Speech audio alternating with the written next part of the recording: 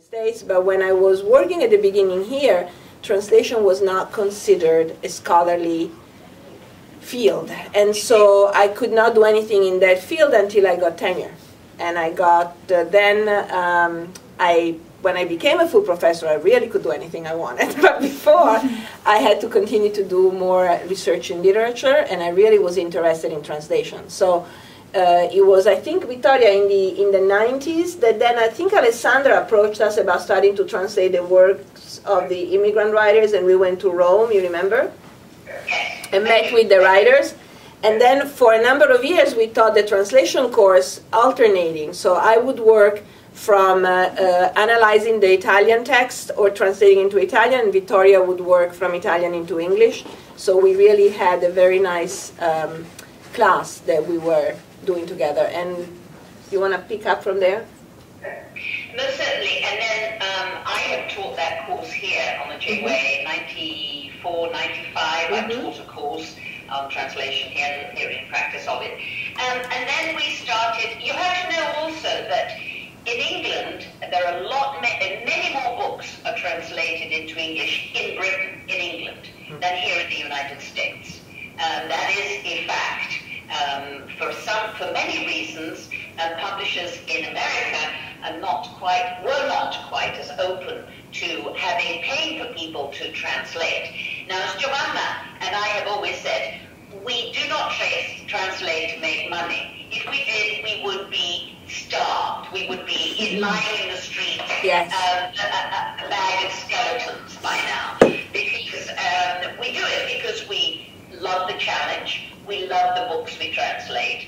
I think we ought to go straight into how we actually go about translating it, because I think translating, you would enjoy knowing that, okay? Giovanna, why don't you take it? I'll move it, okay. So first of all, this is something I always show the students, even when I do the presentation in the translation class, is what Victoria and I think is important to be able to translate well, is to have a perfect understanding of the original language, and really a cultural deep understanding, because we have seen many mistakes that are due not so much to the linguistic issue, but to the fact they do not understand the culture, or they do not understand some of the literature, really. I just saw something recently, we were looking in the seminar, and the word classe was translated as social class when it really meant women of her age, because in Italian it's used. And those are kind of cultural issues that will come naturally maybe if you've lived there, but otherwise you really do not, it's easy to misunderstand them. So we think it's very important to have a full cultural understanding. Then you need to be really good in the language, of course, that you are translating into. And this is where I rely a lot on her, and we discuss at length. Sometimes I catch her British side, and I'll say, Victoria, this is not okay. I never heard it. It can't be American. Or I have, because my kids are 10 years younger, when we had slang, at times I had a larger vocabulary because of my kids, and I'm losing it now because my kids are gone. So you remember, Victoria, when we had the long discussion about she's a keeper? That I think was an expression you hadn't heard, and I had heard, and I wasn't sure then if it was right or not. And then we decided, no, but it's used in English. But, you know, at the same time, Victoria will come up with some brilliant things that I never heard, so it's a wonderful exchange. And sometimes she catches things that I don't see in Italian. So we kind of... Something that Giovanna hasn't, you know, it might be just an underlying meaning or a double meaning, or that there is another side to something that I've noticed and that she hasn't. And by the way, I think to have that expressive ability in the target language, you have to read a lot in the target language. Yeah. I read a tremendous amount both in Italian and in English, but I think it's very important to keep that up, because not only do you keep up with how the language has evolved, is evolving, but it makes for richness of expression, because you really do have to keep working away at it. Yeah, what we're doing is mainly with these, and we'll talk about why we're doing with these post-colonial writers, because we really feel strongly about bringing these voices to the English-speaking world. And then you have to collaborate. And the fact that we have finished 2 books and we still are friends is amazing. I mean, people, you have to really have similar, I think we're lucky that we have similar attitudes towards translations, and that we have figured out a way to work with each other. We almost never lose patience. Have we ever had really an argument? No, I don't think so. I don't think so. No, we might say, okay, we'll think about it. Let's put it there. We'll look at it again. Which means I'm not agreeing with you, but we're not arguing now. We'll look at it. Remember? Sometimes we'll say, and you'll say, let me think about it. And I say, okay, I'll think about it. And then we'll start asking around, and then we'll come back. And then, you know, because it's a process. That's why we'll never make money, because it's so long. Do you agree, Vic? I do agree. I think I'm a firm believer in letting things sit. When we will have a session, we will work 2, 3, 4 hours. And then I like to let things sit and come back to the same piece, to look at it again and again. Sometimes overnight, it's amazing what a different perspective you will have on a piece that you have translated, even at a short distance of time away. But I think it's very important for that process to come about. Yep. I think also, talking about the updated knowledge of both cultures, you know, those of you who've lived in France, in Italy, in any culture, where there is a difference between the different yous in the language, the familiar you, the more polite you. If you want to even go back a little further, you know, most certainly in French it's the tu and the vous, and in Spanish it's the same, in Italian it's the lei and the tu, and sometimes voi. I mean, if you're translating the gatto or something like that. So it's really important to know that, to understand the feel of that. When would a character, and how do you transmit that idea of distance, of greater familiarity or of less familiarity in English when we've only got the you? So that's why it's so important to know the cultures and understand them. Okay. And for us it's been complicated because we have worked with authors that are not just Italian. The people we have translated are bilingual, they are bicultural. Both of the books come from the Horn of Africa, but they are written in Italy. One is an Ethiopian Italian writer, and the other is a Somali Italian. And many of the translations we've done are actually, except for Dacia Maraini, who's a main Italian author, and we did one of her books of essays, the others all are bilingual. And so within their translation, there are words that we sometimes don't understand. We have to figure it out. We have to understand how they're used. And it's very interesting for us to have the authors there. If we didn't have them, I don't know how we would do it. We have to keep talking to them and find out more about it. And sometimes, I must say, our translations are clearer than the original because we have really looked at every possible problem. And Italians might have some difficulty understanding some of the things they write at times. Do you agree, Vittoria? Like when they talk about, especially Cristina, when she uses a lot of Somali words.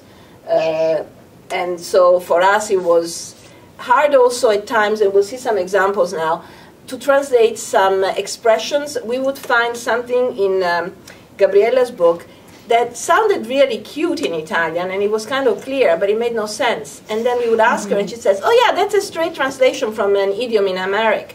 And I said, great, and what are we going to do now? So we would have to start working on that, and we'll give you some examples. Victoria, I have the one about l'influenza dell'Amarico, where the famoso seccacuore that took us about 3 months. You got it? Where it says qualcuno, in Italian it said, qualcuno potrebbe dire di lui che era un libaderk, un seccacuore. Okay? Got it? Okay. So, yeah, so the issue here was that she was talking about someone who talk, and she used the word and then says seccacuore, which in Italian sounds good. It's like, literally it means a heart dryer. But it makes no sense in English, a heart dryer. So we went on and on trying to figure out what to do in English, and then finally I think it came out with someone who could sap your heart. because that gives you the sense of, I guess, drying, and it would make sense in English. But we couldn't go like seccacuore, which sounds perfect in Italian. For some reason, it's okay. But in English, it really didn't work. And that was a translation from Amharic into Italian into English. The same thing then, we started translating this part where it says, così com'era la casa si sollevò, which literally means the house was lifted the way it was. And in one day, and so in just one day, they set off on their journey. Now, we asked her, and I says, was this a tent? How could you, lift a house? And she says, oh, no, because then, you go on, you say the only people left, so if the house was still there, how was it lifted? And then again, this was something coming from Amharic that meant that you pack up something. But as you read in Italian, you kind of, it goes, you don't think about it. But as you start translating, you think, how can we say this? This means nothing. You don't lift a house. And so these are things that for us have been difficult. When we find them, we discuss them with the author, and we try to make them so that in English they just flow a little bit better. See, when I started translating and when Victoria started translating, we didn't have computers. You didn't have all these options. You could not choose, have a variety of things. I remember when I finished the interpreter school, I worked as a translator in Milano for a number of years as an interpreter. And at one point we had to translate this whole brochure for a bicycle factory in North Africa. I have no idea why we did that, but it was there. We had a bicycle in the office. There were 3 or 4 of us. Then I remember falling asleep with my head on these huge dictionaries because we were exhausted, and going around Milano to bicycle stores to try and figure out the vocabulary. Now it's all on the internet. When we did this book, I zoomed with Google Maps into Addis Ababa all summer. I mean, Victoria was saying, okay, this bus is red and yellow. It says autobus giallo e rosso. So does it mean it is that the buses, there were red and yellow buses? Does it mean that the same bus is red and yellow, or that there are buses that are red and buses that are yellow? Now you just click and say Addis Ababa buses, boom, right there, it was striped. Like you see right away. Or I mean, there is a street and it says there is a median with grass in it, and I was trying to figure out how large was that like a, there's all different ways of explaining this strip of grass in the middle of a main road. So I actually went and zoomed with Google, and I saw it. I actually saw it. I almost walked along it. So now it's amazing, but all this takes a lot of time. It's very exciting, though. We love doing it. Some of the main character continually goes back to St. George's Cathedral in Addis Ababa, and she walks around it, and there are different areas. There are gardens. There's one entrance. There's another entrance. There are these where people stop and pray at different pictures at different stops along the way. And it was very difficult to really understand it. So we could zoom in and we could go and see this cathedral, and we could actually see the people going round it and stopping at the different points, which makes it all so much easier. Here, this is from Little Mother. She said in her book, she's a child of a Somali father and an Italian mother, and she works as a translator for her mother. And this is something that happens to a lot of first-generation immigrants. And she says, I lead translation as an entertainment sometimes, but more often with a strong sense of responsibility, especially when I had to tone down harshness to hide negative feelings, because she realized as a child already that translation was not just words, that it was translating culture. And some of the things her mother said would not be taken very well by the family, in the Somali family. So she kind of also made it a little bit mellow, or made it so that it would be acceptable that her mother would look better with the relatives. And so she goes on saying, I was dealing with blunt utterances that sprung unfiltered from the soul, voices that were entrusted to me to ferry across without the speaker making any effort to adapt them to the receiver. This has happened to me here, by the way, a few times. I acquired a profound knowledge of the human soul thanks to this daily exercise that trained me to understand the deepest recesses of the adult mind, and I became an anxious child, always worried about the possible repercussions of badly relayed words. And this is really important. I mean, I had the experience here of one of our students who married an Italian, and the father was not very happy. He was a very, I don't know how to put it, he was a doctor here. He was kind of not happy about the person her daughter had married. And I went, I was invited to the engagement party, and he was also pretty drunk, and he just took me and said, I want you to come and translate without my daughter filtering, and locked ourselves with the fiancé. I was with him and the fiancé in a room, and he wanted me to translate. And I mediated, I didn't translate. Or they would have never gotten married. So, but that is, he was aware that the daughter was filtering, was not, you know. So that's something that you cannot do as a translator. When you translate, you have to actually bring the reality of what is written. But sometimes instead, in oral translation, when you are trying to have people communicate, you create a different process. The other thing that we found interesting is the way Gabriella Ghermandi speaks at length about language at one point. The book is really made up of a lot of stories of people that talk about a common theme. And one of the best chapters, I think, is when this old Italian man who was with the Italian army in Ethiopia and has a deep love for Ethiopia and for the language, he actually learned the language, meets this young woman who's like a maid who is from Ethiopia or Eritrea, but she does not know how to write her own language. And he helps her with that. And there is a discussion about the language and about what language is, and then there is also another discussion about people who do not know more literary ways of speaking and how that is not really knowing the language. So we'll show you, it's two different instances, but I think they're nice. One says, language, he said, waving his hand in the air, language is the soul of the culture, the skeleton of a civilization. If you have the skeleton, you can make hypotheses about how the flesh was or will be draped over it. Language tells us about the people who speak it. And Amharic, Bekelesh, certain words fill your mouth like the pulp of the papaya, of the avocado, you know what I mean.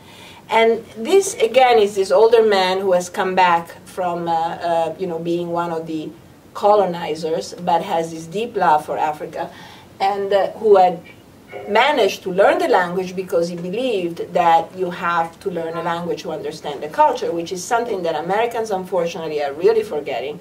You know, we talk a lot about globalization, but it seems to be done a lot in English, and that is something that is one of my pet peeves, that if you want to learn really well what a country is about, you need to learn some of the language. It's impossible to do it in English. I'm sorry, it's really impossible. So one of my colleagues kept saying, he said, this is not globalization, it's colonization if you do it in English. And I thought that there's a point, how words are instruments to reach other people. So I think that that's why we try to do this. Because as Gabriella says at the end of her book, this is our story, but now is your story too, because you've read it.